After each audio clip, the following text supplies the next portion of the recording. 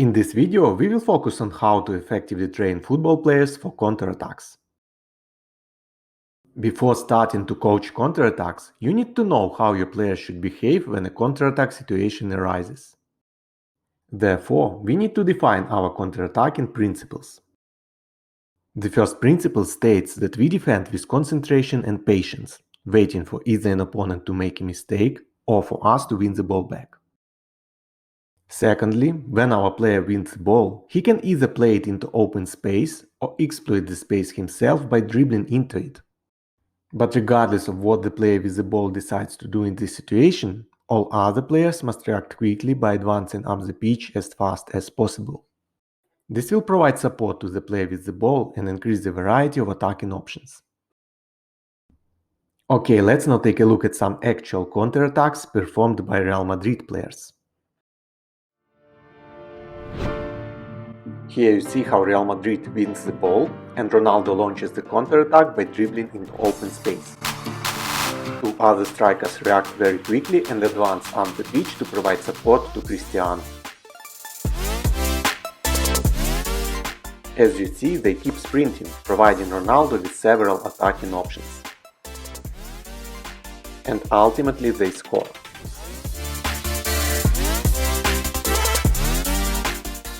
Here Real Madrid wins possession, and several players quickly recognize a counterattack chance and start sprinting up the pitch immediately.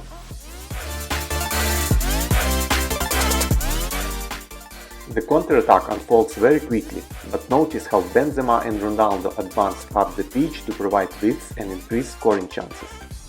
And it is eventually Benzema who scores. Same here. Appreciate the effort Ronaldo makes to support his teammate. And ultimately it's Cristiano who finds the net.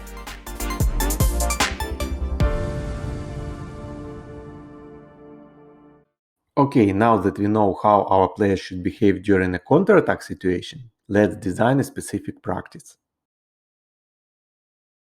Let's say we have the following setup, where yellow cone splits the playing area into two zones, as shown in the figure. The blues start by defending in zone A and trying to protect the 3 mini-goals. Only the striker is allowed to stay and defend outside zone A. At the same time, red start with possession and numerical disadvantage in zone B. They have 20 seconds to penetrate zone A and score on one of the mini-goals. Because blues play in a numerical advantage, at some point they will win the ball and launch a counterattack. When this happens, they will get 3 points if they score within 15 seconds after winning the ball. Otherwise, they will get only 1 point.